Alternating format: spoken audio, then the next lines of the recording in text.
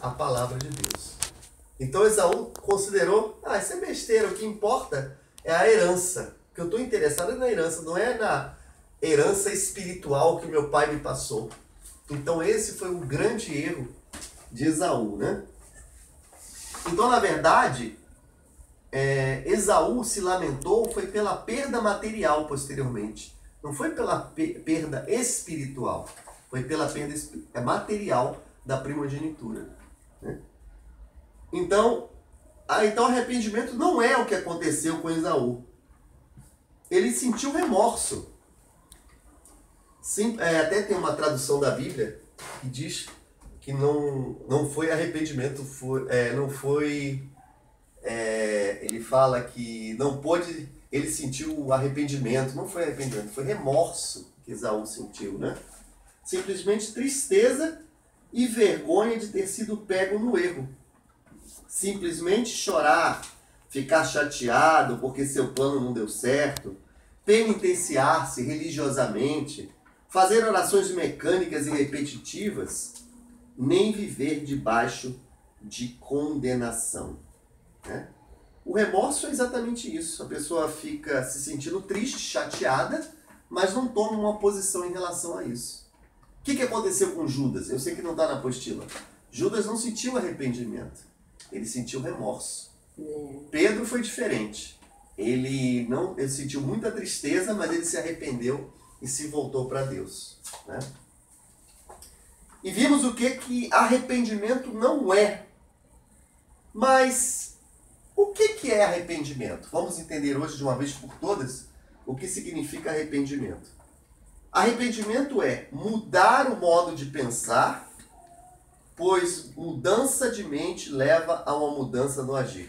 A palavra arrependimento na Bíblia, ela vem do grego metanoia, e significa exatamente isso, que significa mudança de mente que leva a um novo modo de agir. Se a pessoa fala que vai seguir Jesus, mas a vida dela está totalmente distante da palavra de Deus, ela não se arrependeu de verdade. O que nós vemos hoje na maioria das igrejas evangélicas são templos lotados, como diz aquele site, né?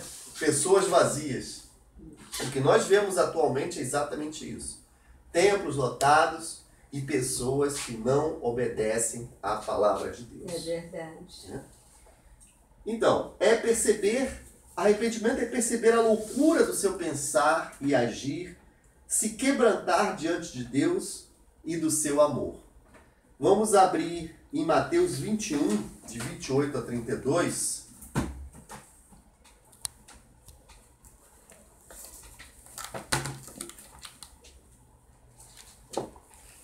Mateus 21.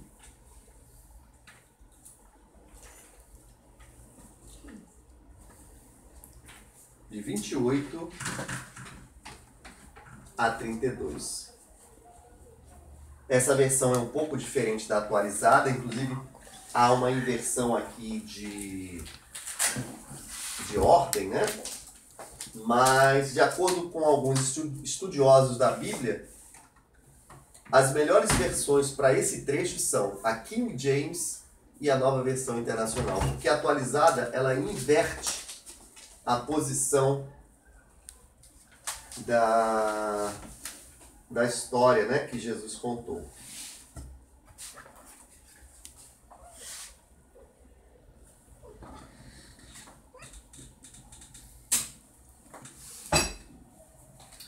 Então vamos ler Mateus 21, de 28 a 32. Agora, qual a vossa opinião? Um homem tinha 2 filhos. Aproximando-se do primeiro, pediu: Filho, vai trabalhar hoje na vinha.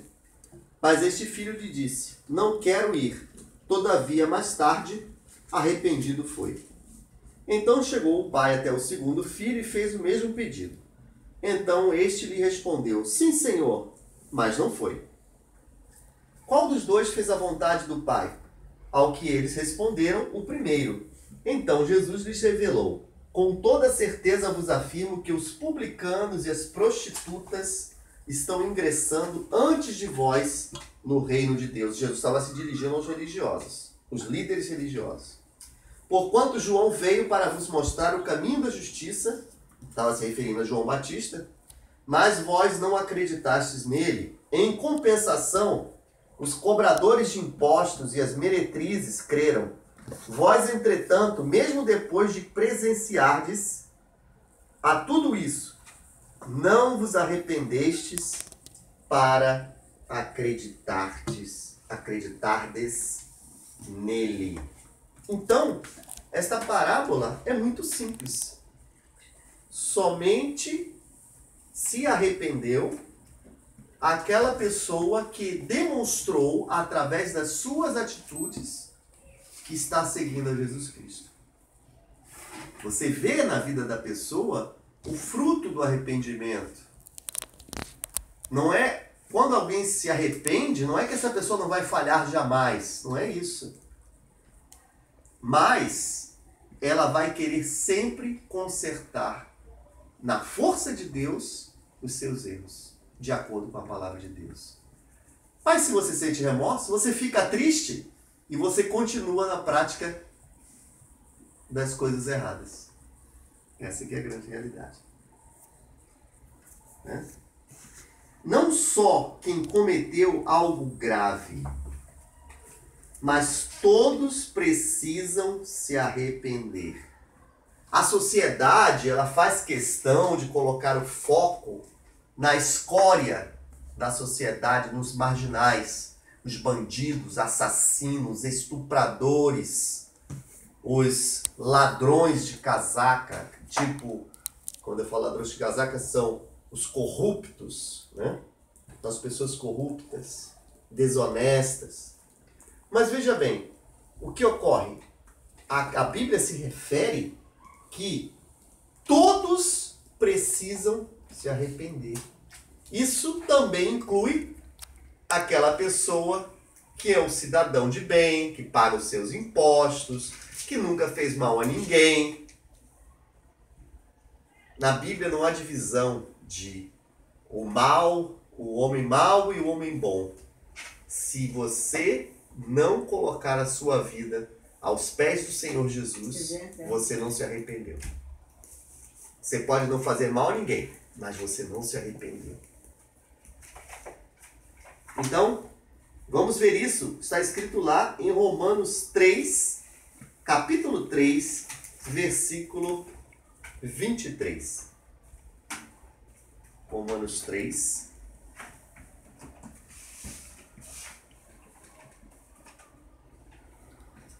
Romanos 3, 23. Um verso muito conhecido, muito citado nas pregações, nas palavras. Romanos 3 diz assim, 23. Romanos capítulo 3, versículo 23 diz assim: pois todos, não está escrito aqui, pois todos pecaram e carecem da glória de Deus. O que significa isso? Carecem da glória de Deus. O ser humano se encontra em falta perante o ideal para o qual Deus o criou. Carece da glória de Deus. Glória significa a presença de Deus na sua intimidade, que muita gente lê, mas não entende. Carecem, destituídos estão da glória de Deus. O que acontece? Por que está destituído da glória de Deus? Porque falta intimidade com Deus. A presença de Deus não está na vida dessa pessoa. Por melhor que ela seja, por mais boazinha que ela seja, né? A grande realidade é, nós sempre vamos nos deparar no nosso dia a dia com pessoas muito boas, mas que ainda não entregaram sua vida a Jesus. Nós sempre vamos encontrar. E também nós vamos encontrar pessoas dentro das igrejas, dos templos, que são piores, 1000 vezes piores, do que aquela pessoa que ainda não entregou sua vida a Jesus. Por quê? A religião mata. A religião não aproxima ninguém de Deus. Quem aproxima você de Deus é Jesus Cristo. Através de Jesus, você se torna um filho de Deus. Isso é o verdadeiro arrependimento. Então, arrependimento é isso. O ponto 1 é mudar o modo de pensar, pois uma mudança de mente que leva a uma mudança no agir. O segundo ponto de arrependimento é mudança para fazer algo e para crer em Jesus. Isso está escrito em 1 Tessalonicenses 1, versículo 9.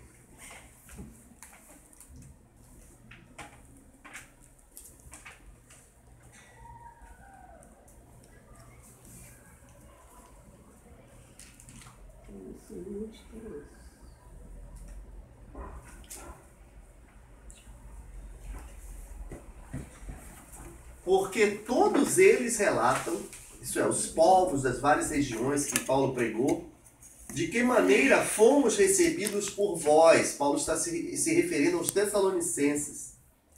E de que maneira vos convertestes dos ídolos a Deus, para servirdes ao Deus vivo e verdadeiro.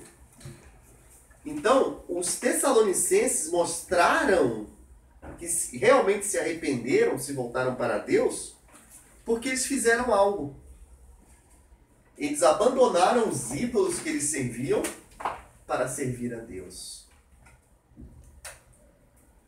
Mas, alguns podem dizer, você está se referindo a alguma religião, etc. Sim, há várias religiões no Brasil onde se adoram ídolos. Mas eu me refiro também à religião evangélica, que cria ídolos a cada dia. Os evangélicos se tornaram uma religião no Brasil. Por quê? Eles colocam muitas vezes os líderes superiores à palavra de Deus. Isso tem que mudar. Líderes, voltem-se para Deus e voltem à simplicidade da palavra de Deus, para que vocês parem de servir a ídolos e se tornar ídolos para suas ovelhas. Isso significa ídolos. Ai.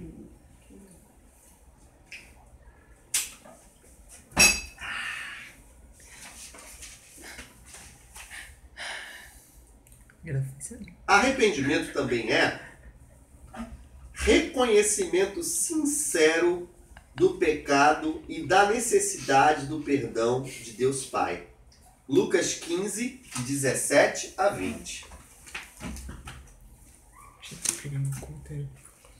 Lucas 15.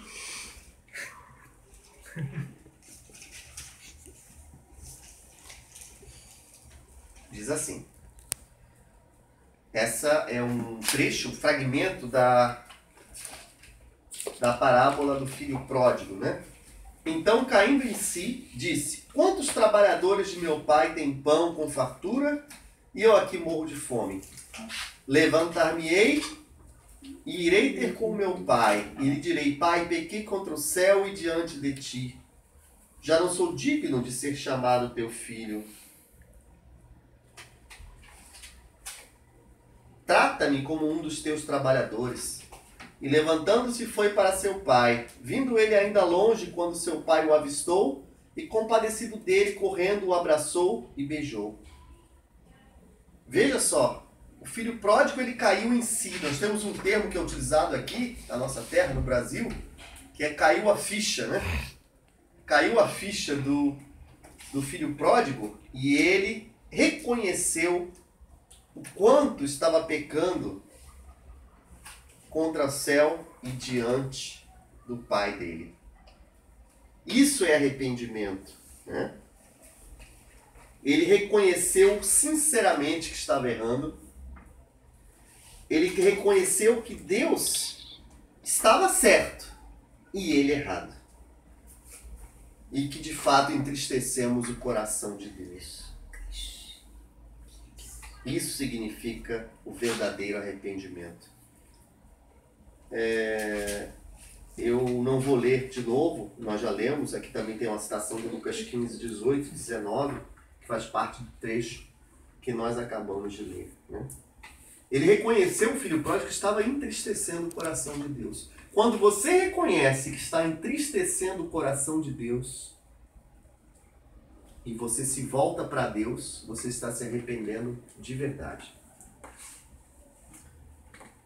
Outra coisa, arrependimento também é mover-se de volta para Deus. 2 Coríntios 7, versículo 10. 2 Coríntios 7.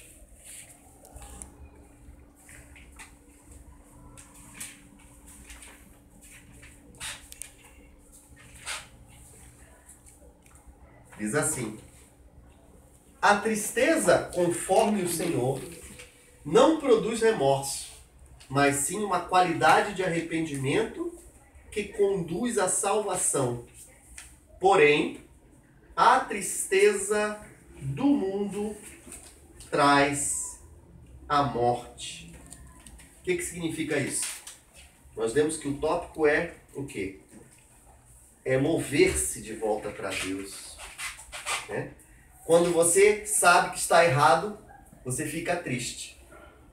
Mas se você sabe que está errado e fica triste, você se volta para Deus. A pessoa toma uma posição e diz: eu sei porque eu estou triste, porque eu estou ferindo o coração de Deus, mas agora eu vou viver de acordo com a palavra de Deus. E aqui fala que a tristeza do mundo traz a morte. Mundo aqui não é planeta. É o sistema social das pessoas que não têm Deus, né? Ela gera morte. Nós vimos no começo do estudo bíblico que há 3 tipos de morte: a morte física, a morte espiritual e a segunda morte. São os 3 tipos de morte em que a Bíblia se refere, né?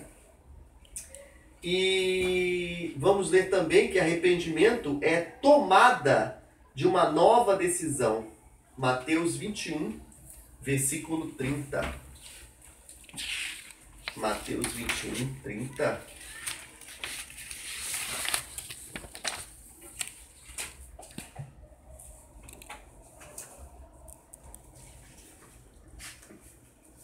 Mateus 21, 30.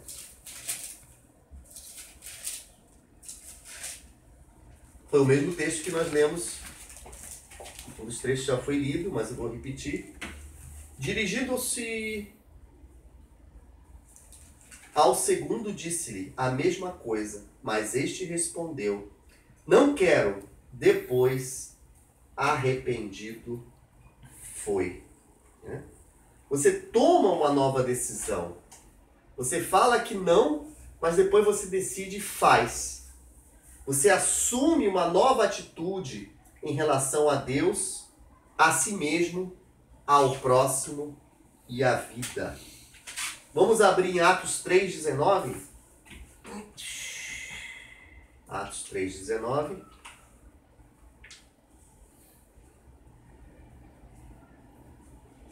Diz assim: